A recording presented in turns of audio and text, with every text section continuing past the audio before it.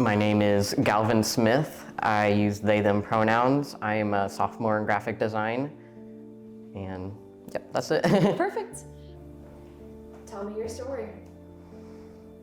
I think one of the most important parts of me, just because we are in ISU and pretty much everyone here is from Iowa or maybe like Illinois or what's the state above Iowa?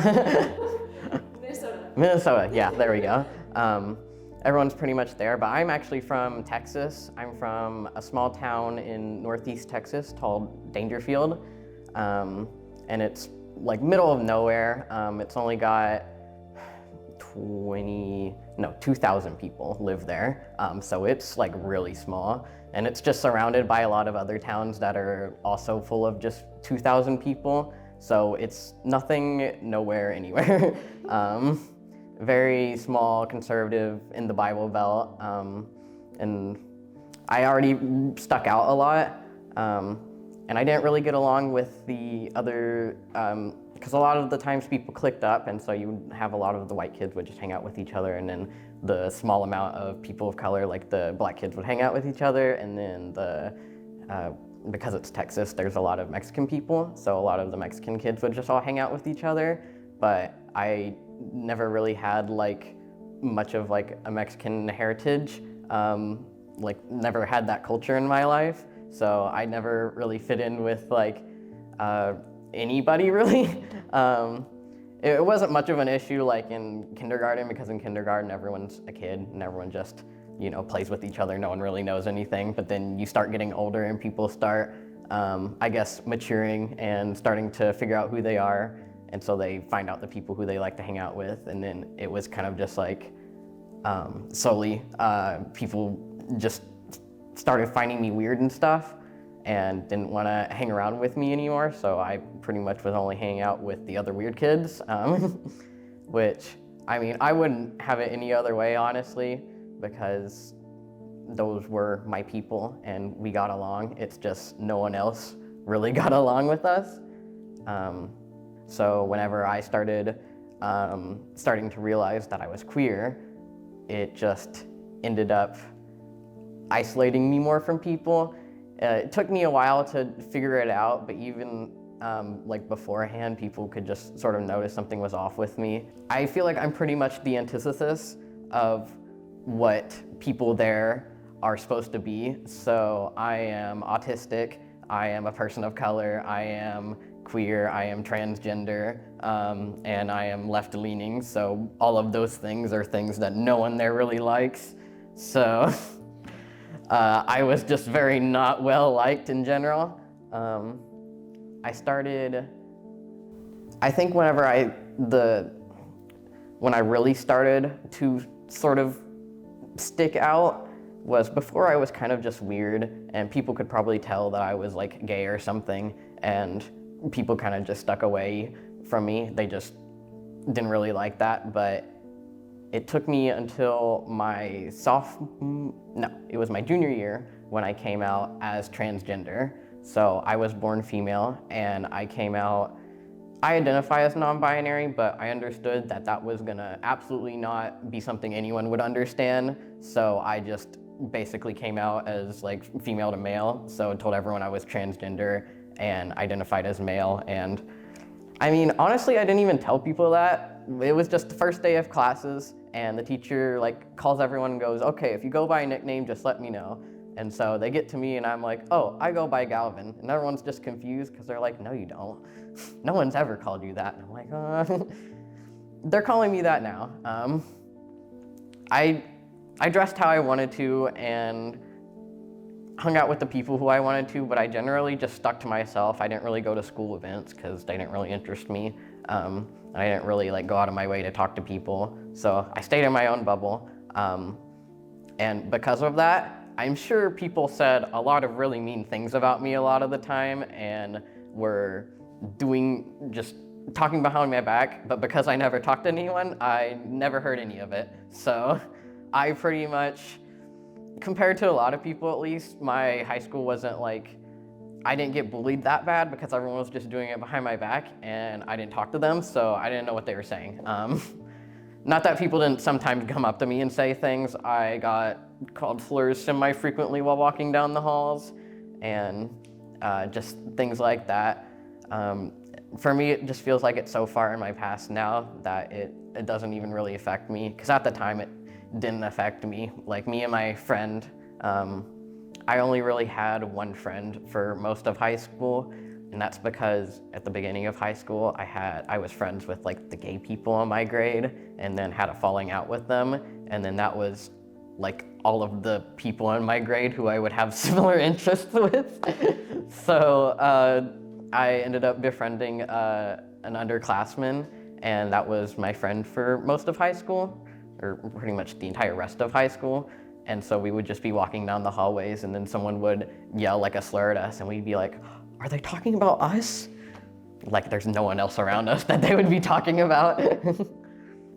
So we were mainly pretty lighthearted about it. I didn't let it get to me because, pretty much just growing up there my whole life, I was used to it, and I already just kind of dismissed everyone, so I didn't care what they had to say about me, really. But speaking of my dad, I don't know who I would be today if it wasn't for the support of my dad.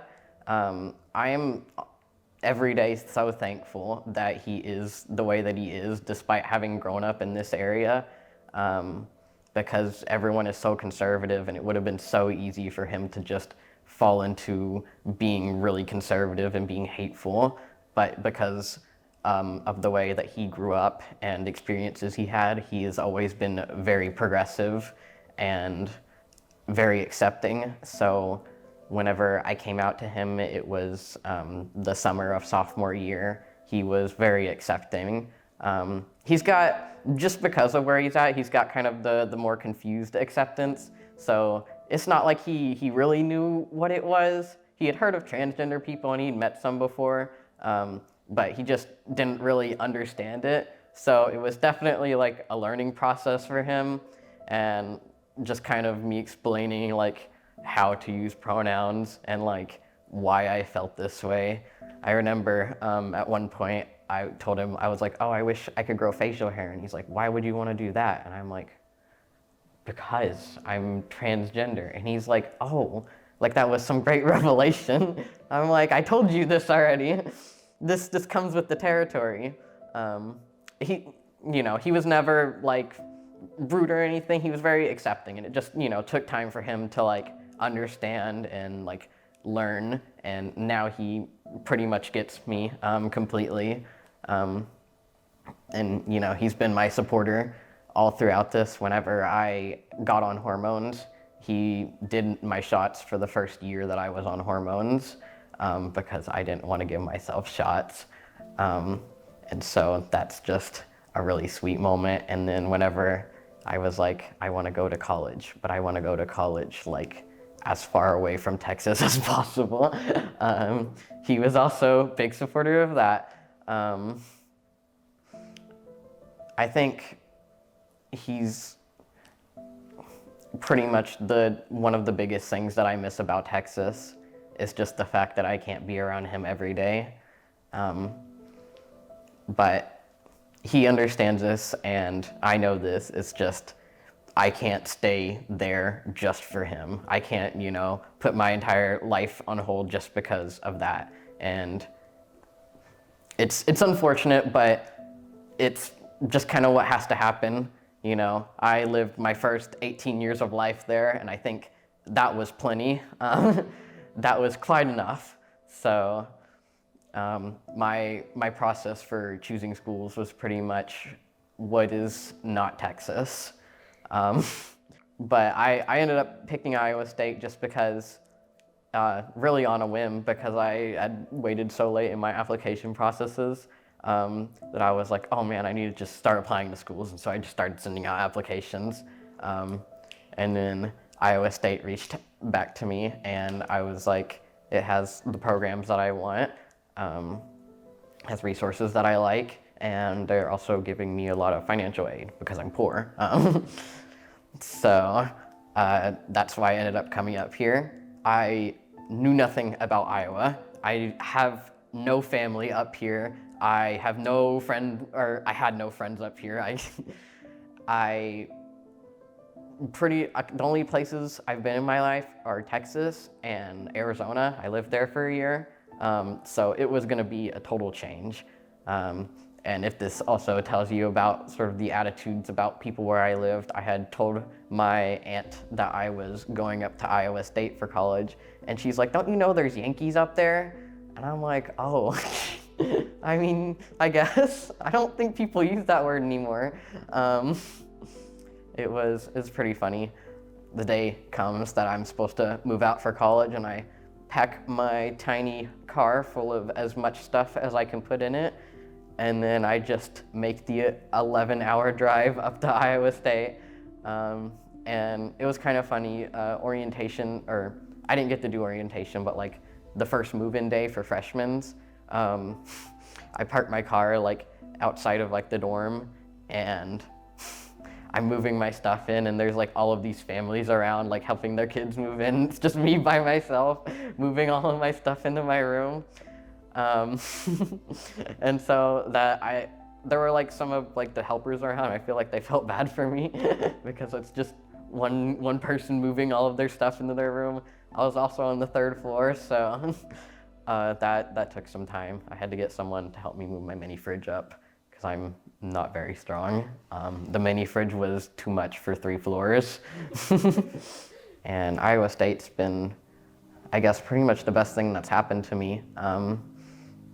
It's such a change to move from somewhere where I basically couldn't be friends with anyone and couldn't talk to anyone because of how closed-minded and conservative people were, to coming up here and basically, you know, being allowed to be myself. No one knew who I was in the past. And especially because I live in gender-inclusive housing, everyone around me was also just like me. Everyone was transgender, so we already had that like bond to have. And I felt like I befriended pretty much everyone who moved in there during the same year I was there. I don't know, it's been really eye-opening to have this experience, to be around so many other queer people and to have space to just figure out who I am.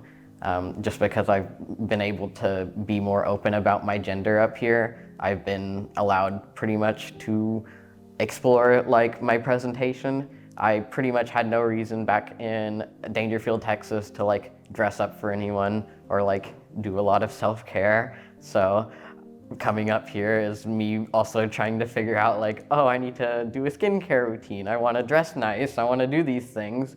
It's so much things that I feel like people learn in high school that I didn't get the opportunity to learn, so I'm trying to play catch up. Being non-binary up here, just being non-binary in general, it's just something a lot of people don't have a lot of experience with. And so for most of my time up here, I had facial hair, and so a lot of people assumed that was very masculine. And being a transgender person, especially being a non-binary person who presents masculine, there's a certain way that like people treat you where they just don't really think that you're transgender, or they don't really think that you're non-binary because of that. And that was very like weird to experience. Like I'm pretty open about it. I wear like pride pins on my stuff, and whenever we do introductions, I introduce myself with they, them pronouns, but then everyone just completely forgets and then goes to using he, him pronouns for me. Or just honestly, a lot of people will assume things about like my assigned gender at birth because I present so masculine.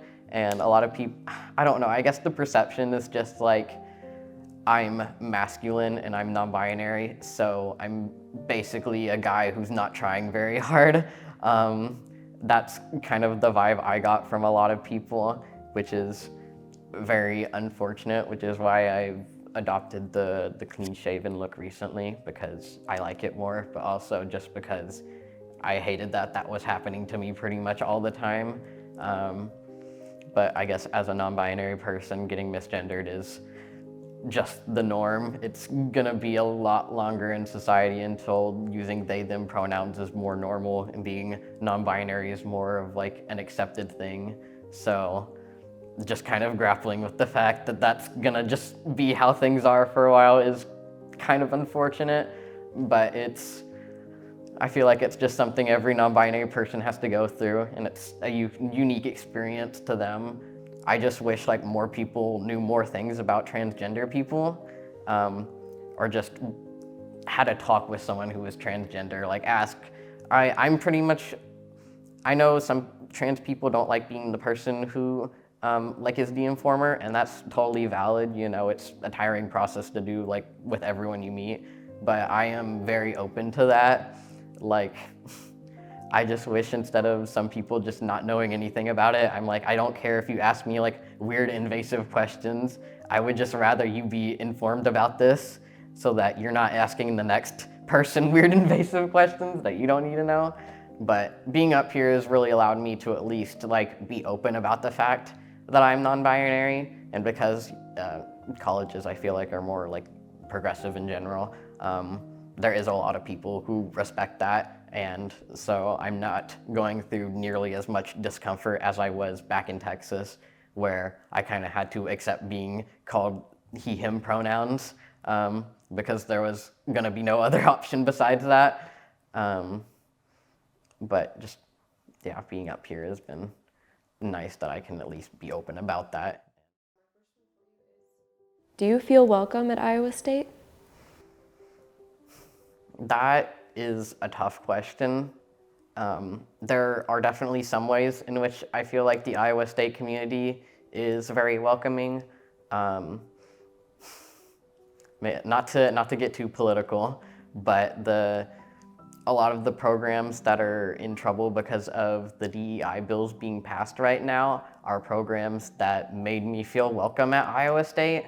So I'm very disheartened that they are not going to be, some of them are going to be affected and maybe even removed for incoming freshmen. But I have felt welcome at Iowa State because of resources like the Center and the Sloss House, in terms of my like gender identity and my sexuality, because they've just been places where I've been able to, I don't know, just having those spaces on campus and like having those resources on campus is kind of like Iowa State saying like, you are welcome here, like we want people like you here. And so that's been really nice to have. And in terms of the community, there is a lot of people in the queer community on campus. And so generally people in the queer community will know sort of what it's like, and so they will be respectful, and you know, no issues really with being like misgendered or like confused on gender identity there, though I have had a few instances of that happening. I'm like, oh, we're both transgender, what's not to understand here? I understand, it's not like anyone has necessarily met me with hatred. I have had a few instances on campus where whenever I was presenting more masculine, I walked around campus with a dress a few times, and I've had multiple people like glare at me and give me dirty looks over that. Or if I'm walking around campus and I'm holding my friend's hand and we both look openly queer, people in cars will like glare at us. No one said anything, no one's done anything like that, but there's just been like the air of people disapproving, and that's really unfortunate that there are so many people like that still on campus. Honestly, I'm like, I was born a woman and I'm wearing a dress. Why are you mad at me? This is what you want, right? What advice do you have for young queer people growing up in an area that might feel a little hateful towards them? My advice for young queer people who are living in areas such as I did, honestly, just you just have to stick it out. I knew this. I pretty much, honestly, from late elementary school, I just spent my life waiting. I'm like, one day I will get out of here and I will be in college with people who like me. and I will be able to finally like be myself and like be able to talk to people and have fun with people and have friends. And it took a really long time, but I obviously I finally got there, and I can't be happier that that I finally got here. It's hard to necessarily like give much more advice than that because it is hard. But you just have to look forward to the future. You just have to like picture yourself being somewhere else and like knowing that you're gonna be somewhere else someday. And then in the meantime, I think my biggest support was having friends online. But my online friends basically got me through all of those years. My friends online basically just were able to help me get through it, like having people who wanted to play games with me while I was at home and those sort of things. And I'm still friends with them. I have friends online that I've known for 5 years. Like though that's the longest like I've had been friends with people. Like my oldest friends are people that I've met online, and they've really gotten me through it. If your school allows it, take classes that you enjoy, find a safe space. My safe space was the art classroom, but just find places and moments where you can just be happy, be safe, those sort of areas. I feel like it's cliche for the trans person to talk about being transgender, but I feel like it's so important for so many people to like hear about it, because people don't know about it and people don't talk about it, so people don't know.